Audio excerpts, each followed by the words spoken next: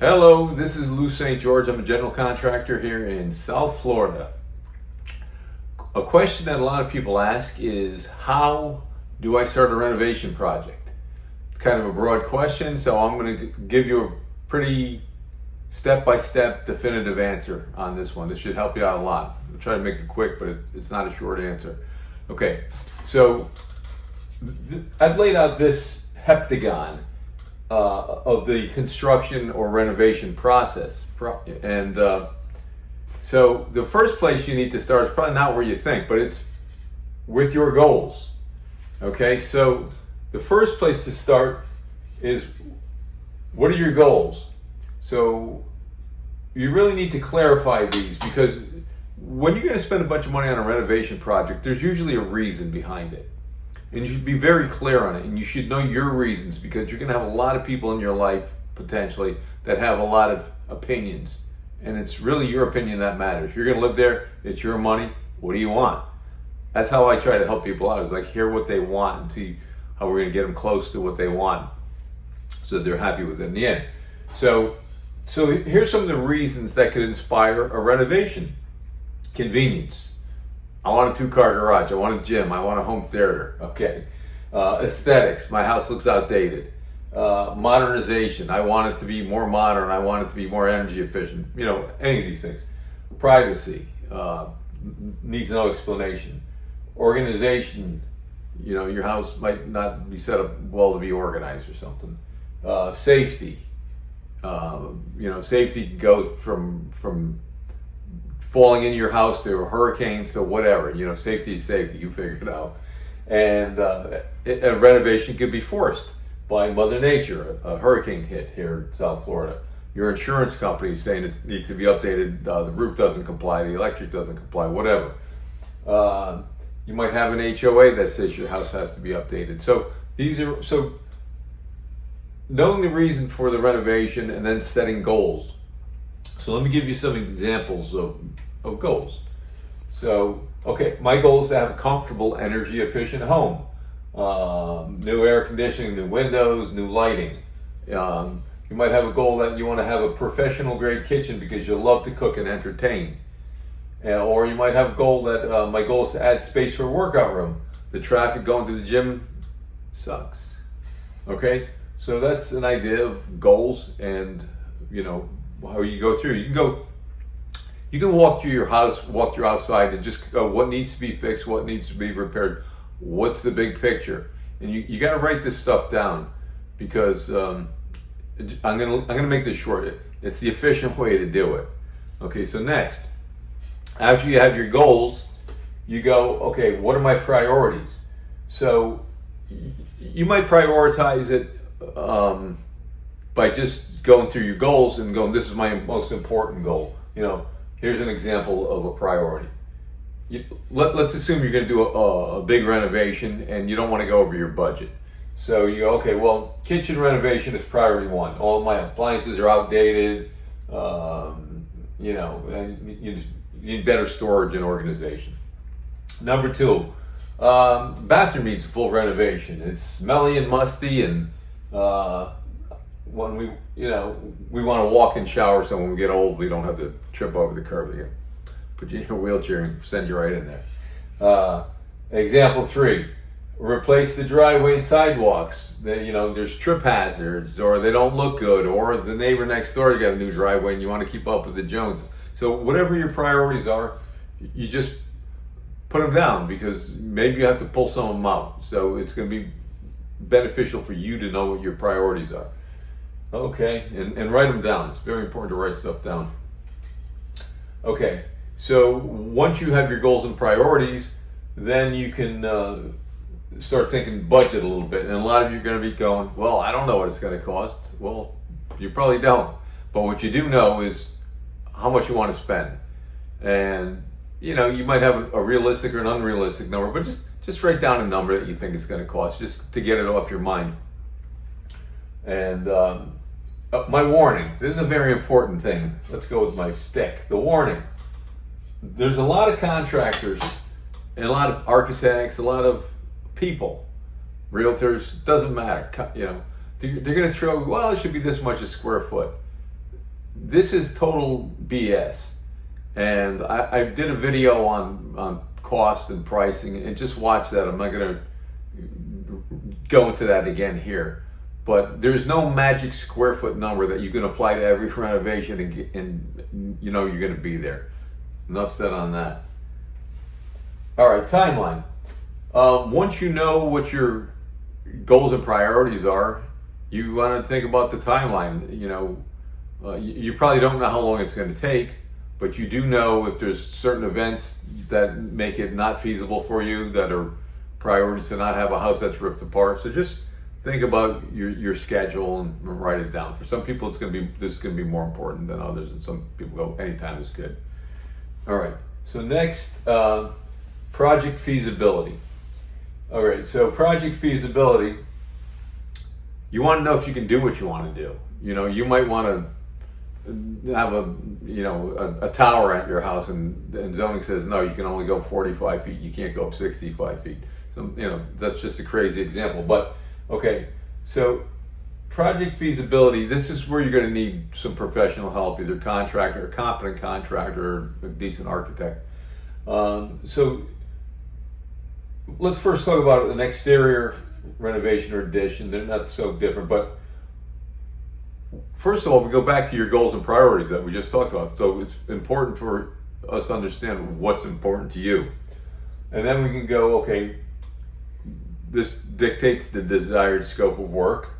And you do a site visit and go, will this structure or the lot support it? You might want a pool, but you don't have enough space. You might want to, instead of a little drive-in driveway, you might want a U, and there's zoning or HOAs or space restrictions that you can't do it.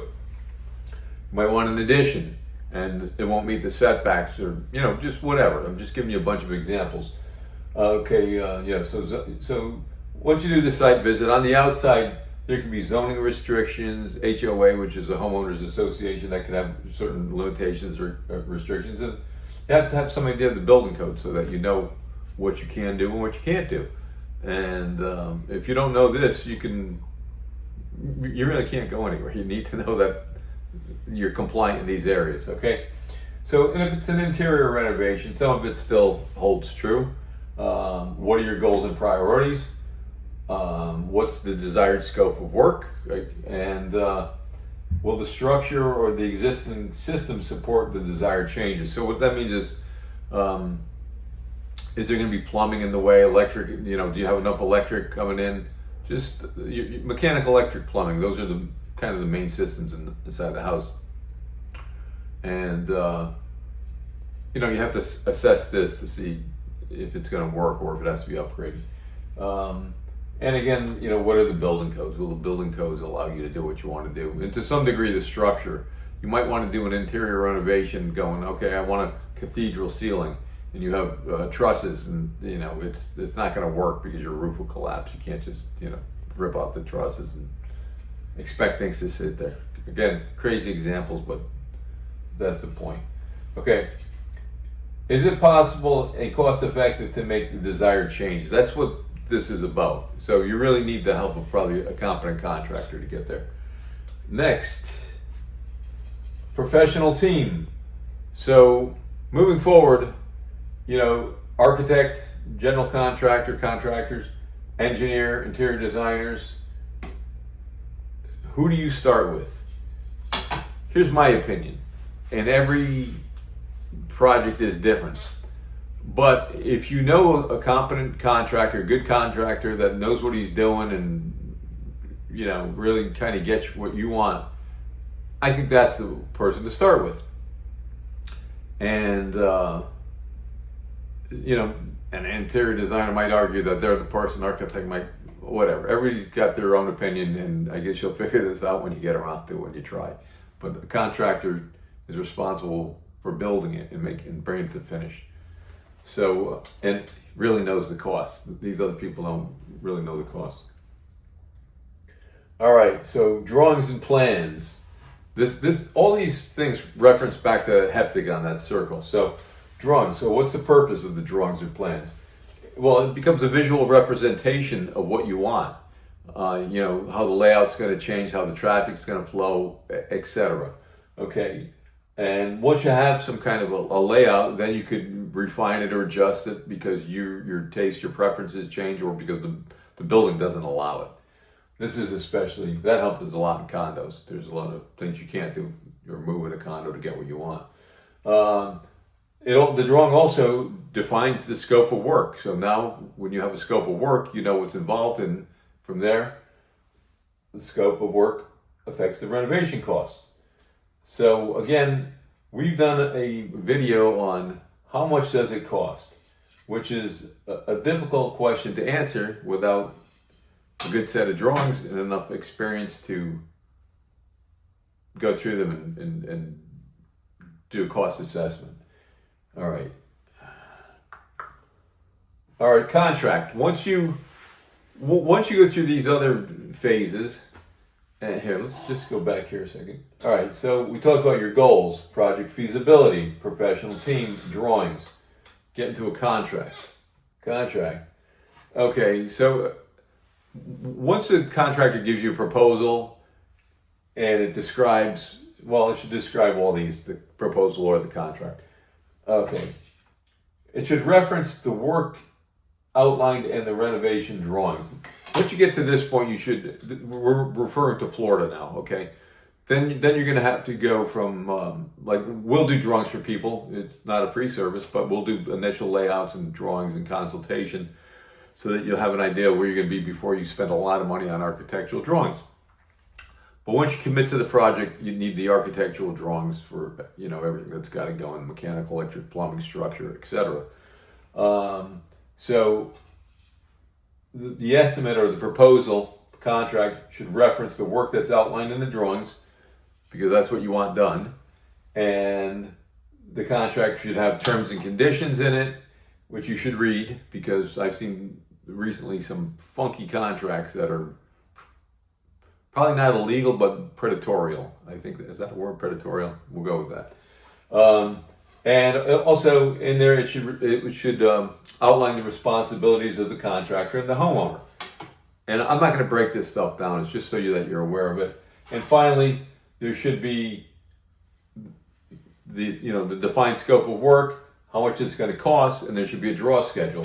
And don't be one of these people where the contractor goes 50% down and 50% on the end. On most projects, larger projects, that's way too money to give up front. There should be several payments based on progress, okay? Like initial deposit to make it a legal contract. Then when you get the permits and you're ready to start, he gets an amount. And a certain other progress, all the roughs are done, there's a draw schedule, etc. So your draw schedule should not be front-loaded in their favor. And what else can I say? You just want it to be a fair and balanced draw schedule. What else do we have here? Okay, permitting. So once we get through the contract, permitting. Virtually everything in Florida needs to be permitted. I know if you're from another state, have your opinions about this, but this is the way it is here. So you need a licensed contractor. I'll do another video on licensed and contractor, how you should choose contractors, etc. But for now, permitting. So on a fairly significant renovation project, the general contractor is the one who oversees the permitting process. So what he should do is be able to interact with the architect to get the required drawings, oversee the permit expediting process, which typically we use an outside service to do that. It's an additional fee. They do all the running around while we do construction. The contractor, the GC, would be responsible to collect and review the subcontractor permit applications, gather their insurance documents. You got to make sure everybody's got liability insurance, workman's comp, and all the proper coverage, umbrellas, vehicle, depends on the scope of the job. All right. Then everything gets submitted to the building department for plan review. And a lot of times the plans are kicked back because they require corrections. So the GC really needs to monitor that, or whoever he assigns it to, so that the architect can fix it, because the architect is the one who needs to fix the drawings, and then they get resubmitted. And that's that phase. What else? Construction. So once the permits are approved by the building department, your contractor should notify you and say, we have approved permits, and say, here's the date we'd like to start. And again, this should be that you agree on it, not that he shows up and kicks you out of your house or takes over your house. But he should give you some notice that we're going to start on the job, and he should give you a timeline, construction start date. And I'm not going to go through the micro steps or the macro steps even from start to finish, but at the end of it, all the permits should be closed out, all the subcontractors paid, you get a release of lien, and hopefully you're happy with everything, and he's happy, and everybody's happy, and you move into your new space and enjoy it. So that is the step-by-step on how or where you should start a renovation project. I hope this is helpful. If you're in Broward or Palm Beach County, you can send us an email. If you're not, I don't want to answer your question because I don't work in the other area. So, I'd rather give you an opinion based on my experience that can help you. Signing off. Have a good day. All right. If you found that video helpful, everybody goes give us a thumbs up. So give us a thumbs up, or else. And we've got some other videos that you may find useful too. You can either go to our website, renovationresults.com, or if you're on YouTube, you can just punch in at renovation results if you're on YouTube. So you just watch this video on how to start a renovation project. It's actually the whole process, but anyway. So we've got another one on how much will my renovation project cost, and we have another one on how long will my renovation take. And finally, well, not finally, we got a lot more videos, but can I live in my home during renovation? So these are some of the questions that people want answers to, and I'm going to do my best to answer your questions with truthful questions. I really help people understand the process more than go, and here's the answer that you want to hear. As a matter of fact, let's talk about that. And all this stuff, when you're dealing with people and contractors, there are some people that are going to tell you exactly what you want to hear. This is why you need to understand the process and not some one-size-fits-all answer, because you're in the real world and people will tell you what you want to hear, and a lot of it's not truthful. So sorry for the cynicism. But anyway, and again, if you live in Palm Beach or Broward County and you have any questions, you can email me. If you don't live in them, I don't work in those areas, so I'm not going to answer your questions because I base my stuff on my experience. All right, thumbs up, remember. Have a good day.